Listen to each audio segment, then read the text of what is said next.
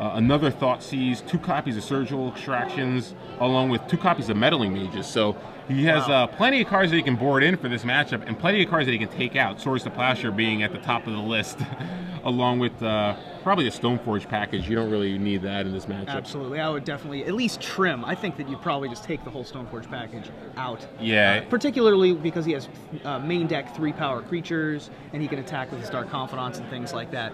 On the other side of the board, Jacob Baugh. I think we're all fairly used to the 4-ofs list in the Storm decks. The non-4-ofs being 1 Tendrils, 1 Ad Nauseam, 1 Past in Flames, and 2 Cabal Therapy, plus lands, of course. His sideboard has a couple of interesting choices. Ignorant Bliss, to be able to avoid discard spells. We'll see if he has brought that in to be able to deal with Lauren Nolan's Thoughtseizes and Inquisitions of Kozilek. Abrupt Decay, being able to take down Meddling Mages and the like, as well as Chain of Vapor, being able to deal deftly with various 2-power wizards on Lauren's side of the board. Yeah, Abrupt Decay going to be a key card for Jacob going forward if he does make top 8, because we know we have been seeing Chalice of the Voids running around. Abrupt Decay, very good against Chalice of the Void. Absolutely. As one of those cards that can be a potential hoser for Ad Nauseam. And of course, the other card that Jacob has to bring in, should he choose to bring in the Abrupt Decays, is the Tropical Island. Yes. So I wouldn't be surprised if he brought in some combination of Abrupt Decay and Carpeted Flowers along with the Tropical Island. I'm not sure if he saw Meddling Mage in Game 2, but that is one of those cards, you know, you don't want to have no answers to a card like Meddling Mage and just lose to Meddling Mage naming Tendrils of Agony, for example. So I think Abrupt Decay pretty much has to come in. Same thing with the Massacre, perhaps. Yes, Massacre is a very interesting card. He's got 1 of in the sideboard. We'll bring up Massacre for you. It's another one of the free spells from Nemesis. I think people at this point are mostly used to Submerge. Perhaps to a lesser extent, cards like Revered Silence. Possibly, if you play Pauper, you know of Invigorate from Mercadian Masks. Massacre, not so much. People don't remember that card.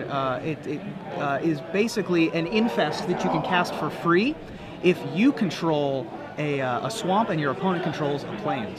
So Jacob starts off with a Gataxian Probe here. He unfortunately had to mulligan to 5, and now he's contending with double Meddling Mage. However, it looks like Lauren kept the hand of 2 Meddling Mage, Stoneforge Mystic Snapcaster, Thoughtseize Deathrite Shaman, but only 1 plains. Yeah, interesting. So, interesting keep there from Nolen. Obviously, he's got a lot of his sideboard cards. And he also knows the math in his deck a lot better. I'm sure that he's sure that the number of blue sources in his deck he knows is much higher than having to mulligan down to 6 against the combo deck. Yeah, and I'm sure Lauren kind of knows the matchup. He obviously plays the deck very often, so but still, very risky hand, especially when your opponent who's on the play, he's going to notify you that he's going to be on mulligan first. Do you really want to risk letting him draw out of his mulligan because you're either mana screwed or mana stalled? I mean, you don't even have a blue source. It's not even a sackland. It's a basic plains. Yeah. So very risky keep there from Lauren. So, but you know, let's see if it pays off for him. So Ponder from Jacob Baugh is going to find him another Ponder, a Brainstorm, and a Lion's Eye Diamond. Pondering his decision here with the Ponder.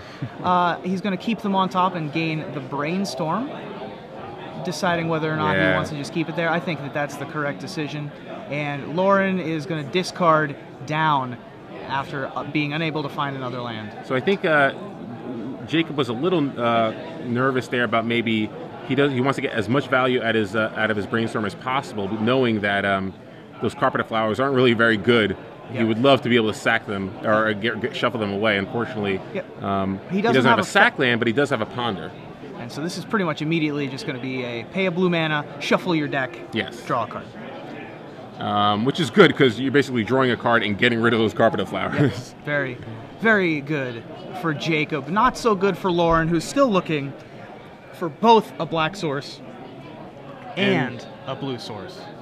The good news for Jacob, though, he does have Dark Ritual, Lion's Eye Diamond, so if he draws an Infernal Tutor, he'll be able to get the namesake of his deck Ad Nauseam and start to go off. Yes. And he draws a card for the Gataxian Probe, and it is a Ritual, unfortunately, just another Ritual, so pretty much the same cards he saw before. And Lauren still does not draw a second mana, it's a Dark Confidant. So And Lauren's forced to discard yet again. Not a second mana, and also not a force of will, so he's still just pretty much naked. Yeah, let's see. There's and the there's ad an ad nauseam off the nauseum. top, Wow. So had it. Didn't even need to search for it. So Jacob not going to worry about the force of will. He attacks me probe last turn. He knows he has to go for it before those meddling mages come into play. He can't afford to give Lauren another turn to try to draw a land. So generating 5 mana here with those 2 dark rituals are going to cast ad nauseum. In response, will he sacrifice the Lion's Eye Diamond? No, looks like he's just going to cast it. Not yet. He wants to be able to discard his hand should he turn up an Infernal Tutor here. So, no, it looks like he did. Oh, he is going to do it here. So in response, he's going to sack it for, or no. Okay. No, so it looks like he didn't sacrifice it. So takes 1, goes to 16, stays at 16. Land. Carpet of Flowers. 13. 12. He was at 15, right? 11. Sorry, didn't mean to upset you there. We revealed a Carpet of Flowers, a Cabal Tutor, or a Cabal Ritual, and an Infernal Tutor among the other cards that we turned up earlier.